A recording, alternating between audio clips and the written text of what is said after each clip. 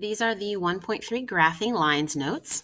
Our first example, y equals negative 3/4 x plus 7. So ideally, we want everything in y equals mx plus b form, where m is your slope. Think about that as rise over run. And then b is your y-intercept, where it crosses the y-axis. And remember that on any graph, this is the x-axis right and left, and the y-axis up and down. So the y-intercept is 7. Start from the center 0, 0, and go up 7. Put a dot. Now this negative 3/4, there's only one negative, so we can either go to the top or to the bottom. So I always move it up to the top. So from there, I'm going to go down 3 and over 4. Down 3 and over 4. There we go. Okay, example number 2. I'm going to start by putting my slope as 4 over 1. And take a second and on your graph paper, go ahead and see if you can graph example number 2.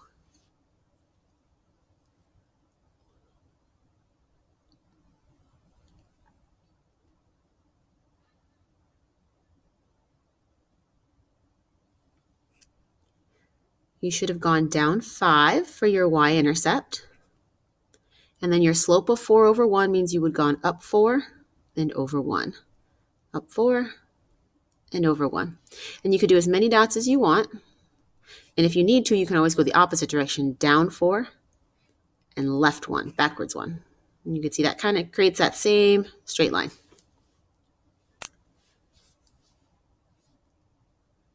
Okay, great. Let's keep moving. Example number 3, graph the equation with a slope of -2 and a y-intercept of 3. So now they're giving us more information and less of an equation. So slope of 2, that's going to be 2 over 1. And my y-intercept of 3, that's where I'm going to start.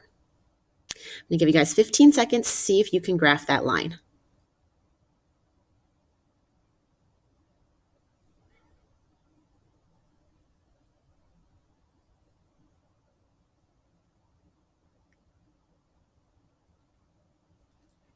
Y-intercept of 3 should put you right here, and a slope of -2 would be down 2 and right 1. Down 2 and right 1. Down 2 and right 1. Remember, you can always go the opposite direction, up 2 and left 1. Up 2 and left 1. And there's your line. Example number 4. Graph the equation with 0 slope and a y-intercept of -9. So I'll put my y-intercept of -9 on there. And then we need to talk about a 0 slope. If a slope is positive, it's going uphill.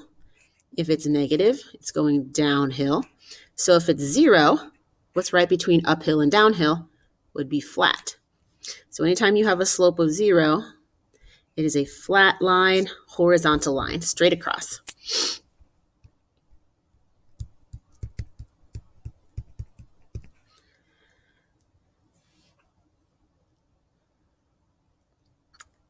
Example number 5. Graph the equation x equals 4.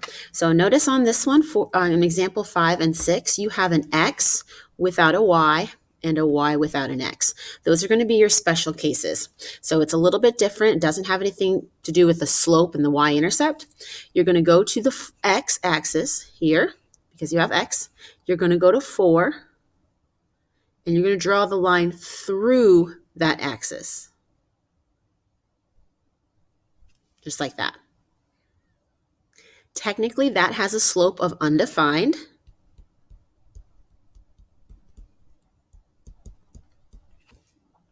That's straight up and down that vertical line.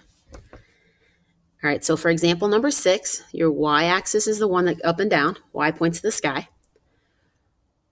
So go to your y-axis, put a dot at -7, and then draw a line through that axis. I'll give you just a second.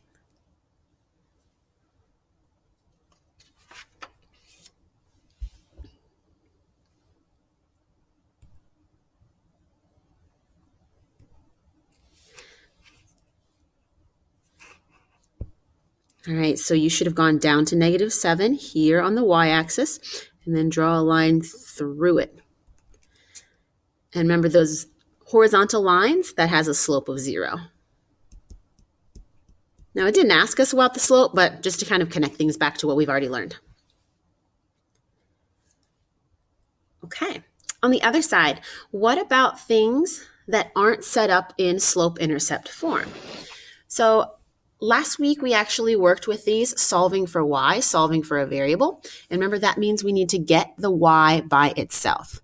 Get y by itself. So on the first example, I'm going to subtract 4x.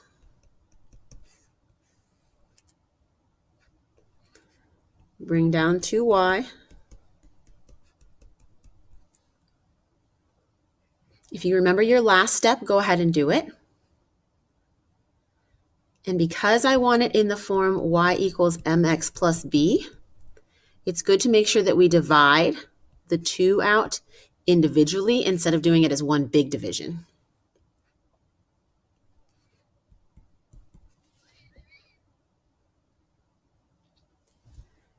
-4 divided by 2 is -2x, and 16 divided by 2 is 8. If you'd like, you can put the -2 over 1 to represent the slope. Now, take a second and see if you can graph that.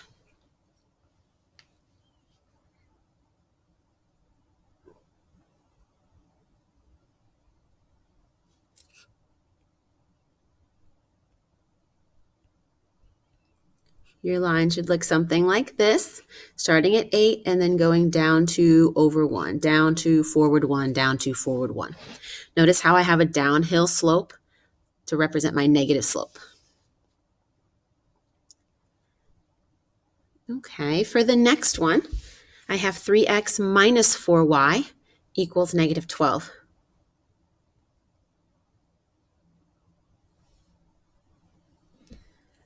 For this one, make sure the minus in the middle stays attached to the 4y until the very end. So start by subtracting your 3x.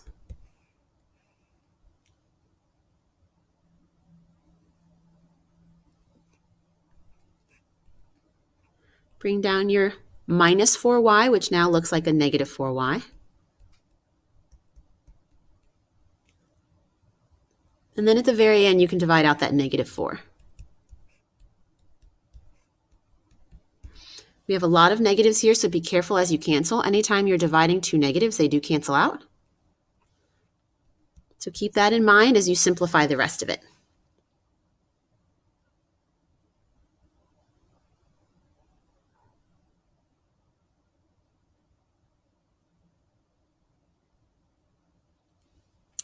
So the two negatives on the 3/4 would cancel out to make a positive 3/4 x.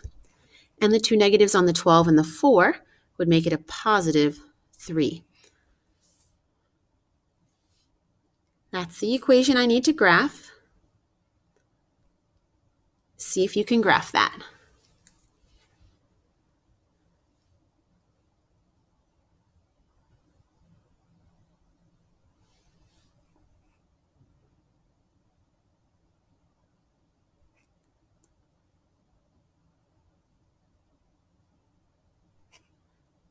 Starting at 3 on your y-axis,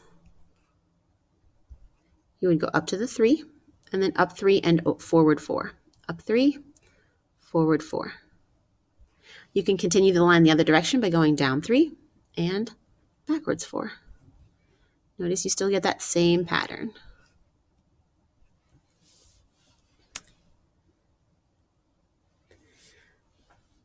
Okay, so now I'm going to show you an alternate way to do the same two problems that we just did. So example 7 and 8, we're going to do those a different way. Notice here it told us to solve for y. Down here, it's going to give us the same two problems, but it's going to ask us to find the x and y intercepts of the line. So in order to find the intercepts, we're going to do it just a little bit differently. The intercepts are where the graph is going to cross. So if I look up at my two graphs up here that I've already done, my intercepts would be 4 for my x and 8 for my y. So we're going to do that, and we're going to find those 2 points, and that's how we're going to graph the lines down here. Okay, so we have to find 2 of our answers. So in order to find the x-intercept, we're going to plug a 0 in for the y. Let me say that again. In order to find the x-intercept, we're going to plug a 0 in for the y. Then we're going to do the opposite for the y-intercept. Plug a 0 in for the x. And we're not going to be solving it the same way we did up at the top. We're not going to be trying to solve for y. We're not getting into the format y equals mx plus b. We're plugging in a 0 for the y here. So I'm going to do 4x plus 2 times 0 equals 16.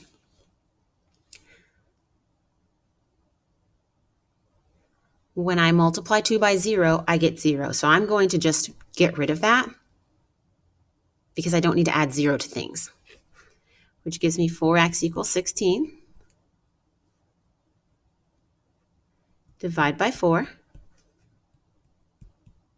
And I get x equals 4, which means I can come down here, go to my x-axis, plot the point at 4, and now I know one of my intercepts. You can also write your intercept as an ordered pair, 4, 0.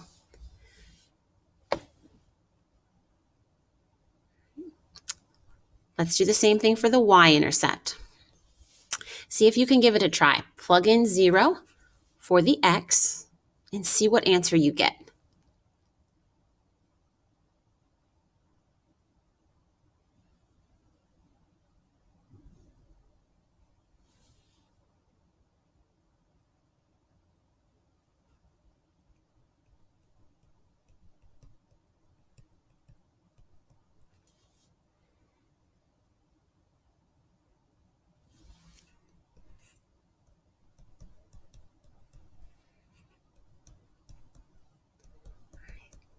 Hopefully you got to an answer of 8, which means we can go to our y-axis. Y points to the sky, the one up and down, and you can put a dot on 8, which means that you could also write this as 0, 8. Notice how, because it's a y, I'm putting it in the y position. Remember, our ordered pairs always go x, y. All of them are always x, y. Right, once you have your 2 intercepts, then you just take the 2 dots, connect them, extend the line a little bit longer. You have the same exact line that you had doing it the other way. So again, this is just an alternate way of doing the same thing that we did for examples 7 and 8. You get the same exact line. All right, example number 10. So in order to find the x-intercept, we plug in a 0 for the y. In the y-intercept, we plug in a 0 for the x. So as always, do it for the opposite letter. Be careful with your negatives here, but go ahead and take a second and try this problem.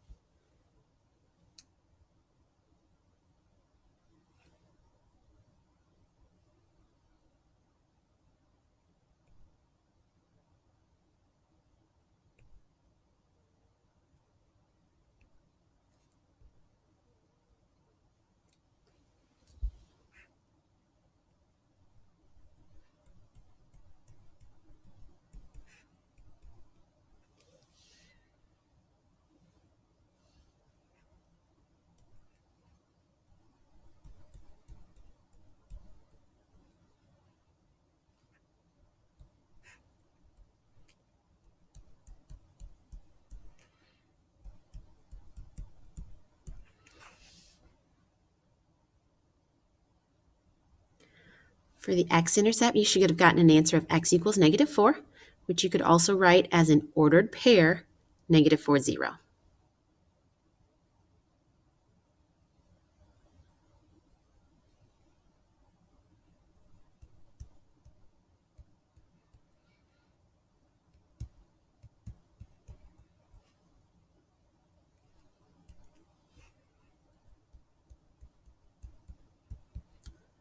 Notice here on the y-intercept, when you divide by a -4, your negatives cancel out, and your negatives also cancel out on the right-hand side with the 12 and the 4. So you end up getting a positive number of 3. If you wrote that as an ordered pair, the 3 would go in the y position, and the 0 that you plugged in for x would go in the x position.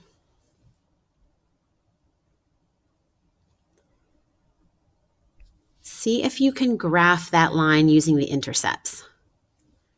X-axis, y-axis.